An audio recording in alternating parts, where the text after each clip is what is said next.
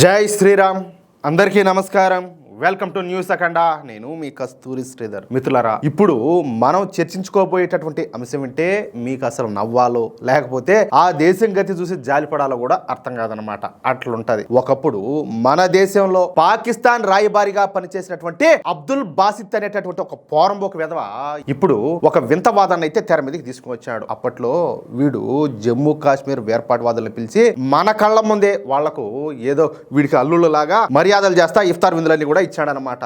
మన సీక్రెట్ ఏజెన్సీలు బయట నిలబడి తమాషా చూడడం తప్ప ఏమీ చేయలేని పరిస్థితి అయితే ఉన్నింది. ఎందుకంటే అప్పుడు పైన ఉన్నది ఎవరు? కేంద్ర ప్రభుత్వంలో అధికారంలో వాళ్ళు కదా, కాంగ్రెస్ పార్టీ వాళ్ళ. ఇంకేం చేస్తారా? వీళ్ళకి ఏమిలే, వీళ్ళ చేతులకు బెడీలు వేసేట్టే ఏం చేయలేరు, చూస్తా ఉండాల్సిందేనమాట.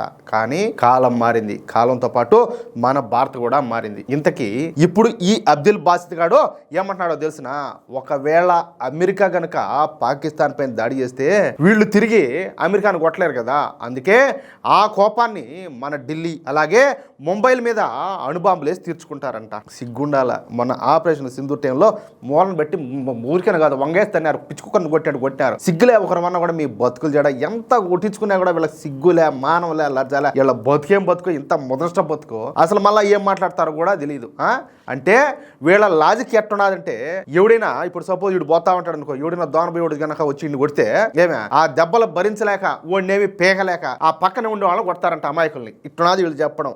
ఇక్కడ ఇంకొక మాట ఏంటంటే, మనమేమంత అమాయకులం కాదు, అది వేరే విషయాలండి. అందుకే నేను మొదట్లోనే చెప్పిన, ఇప్పుడు మనం చర్చించుకోబోయే అంశం ఏంటే మీకు నవ్వాలో లేక జాలిపడాలో కూడా అర్థం కాదు అని. సరే, అసలు ఈ బాసిత్ గాడు ఇలాంటి మాటలన్నీ కూడా ఎందుకు మాట్లాడుతున్నాడు, దీని వెనక ఉన్నటువంటి అసలు భయం ఏంటో ఇప్పుడు మీకు అందరికి కూడా అర్థమయ్యే విధంగా చెప్పే ప్రయత్నం చేస్తా, ఓకేనా? నిజానికి ఇప్పుడు పాకిస్తాన్ పరిస్థితి చావలేక బతకలేక అన్నట్టున్నదన్నమాట. అంటే మనోళ్ళు దింపుడు గాలం అంటారు, గుర్తు తెలుసా మీకు?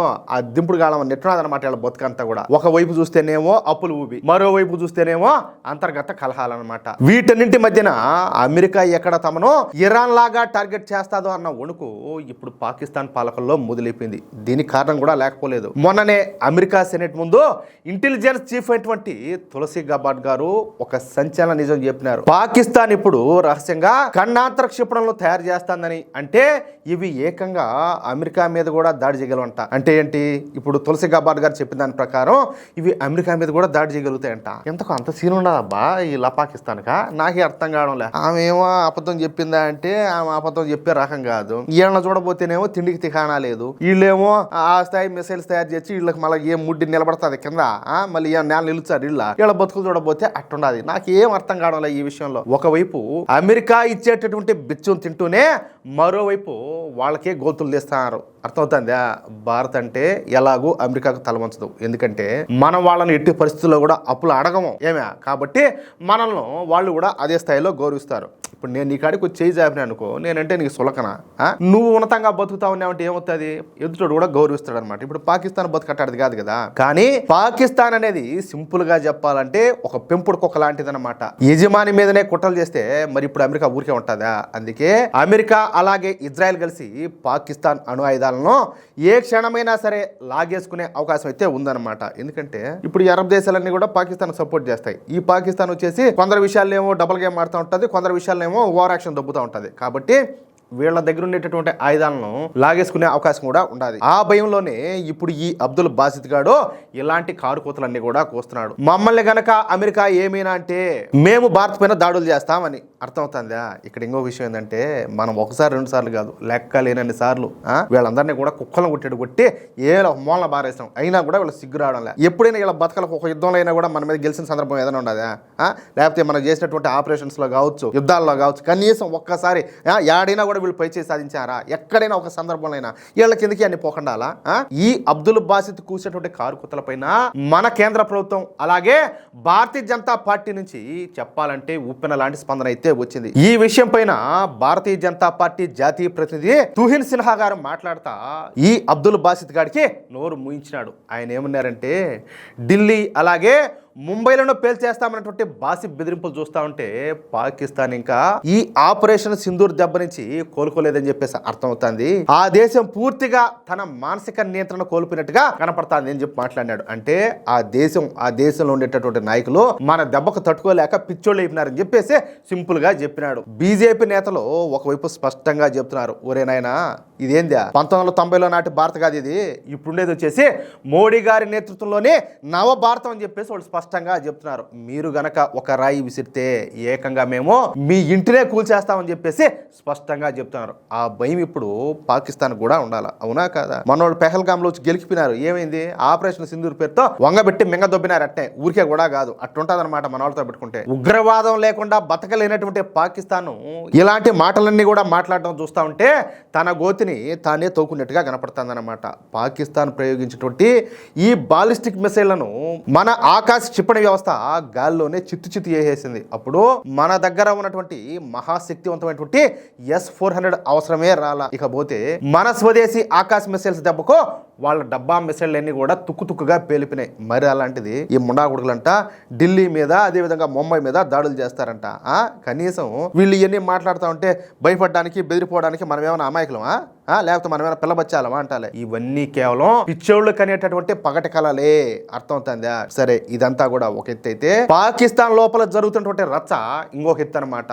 పాకిస్తాన్ అసలు చక్రవర్తి ఆర్మీ చీఫ్ అయినటువంటి ఆసిమ్ మునీర్ కు ఇప్పుడు మతిస్థిమితం తగ్గినట్టు కనపడుతుంది. ఈ ఆసిమ్ మునీరు అక్కడ ఉన్నటువంటి షియా మౌలానాలతో మాట్లాడతా, మీకు ఇరాన్ అంటే అంత ఇష్టమైతే అక్కడికే పోండి అని చెప్పేసి బెదిరించాడు. ఇది విన్నటువంటి షియా అలాగే సున్నీ మౌలానాలు కూడా అందరూ కూడా ఏకమైపోయి ఇప్పుడు ఆసిమ్ మునీర్ ను చెప్పాలంటే దుమ్మెత్తి పోస్తున్నారు. పాకిస్తాన్ మొత్తం సైన్యంలో 3 లక్షల మంది షియా సైనికులు ఉండారనే సోయి కూడా లేకుండా ఈ ఆర్మీ చీఫ్ ఈ విధంగా మాట్లాడాడు. ఇంకేం మాట్లాడాలా? సొంత ప్రజలనే దేశం దాటి వెళ్ళిపోమనే వాడు ఎందుకు ఆ దేశాన్ని అట్రక్షిస్తాడు అంటాలే.